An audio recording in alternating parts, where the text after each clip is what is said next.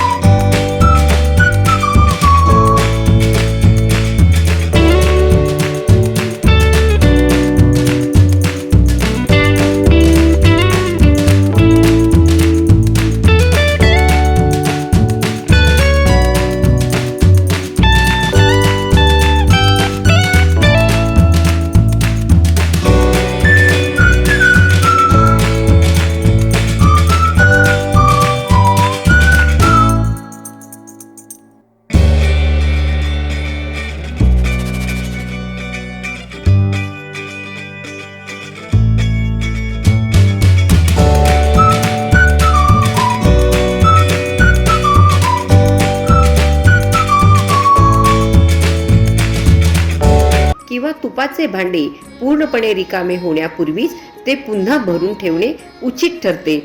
मीठ हे राहू आणि केतू या ग्रहाशी थेट संबंधित मानले जाते. वास्तुशास्त्रानुसार मिठाचे भांडे पूर्णपणे रिकामे असल्यास घरात नकारात्मकता ऊर्जा प्रवेश करते आणि चालू असलेल्या सर्व प्रयत्नांमध्ये अडथळे निर्माण करते. शिवाय इतरांकडून मीठ उसने घेणे उचित नाही, कारण त्यामुळे आर्थिक अडचणी निर्माण होऊ शकतात.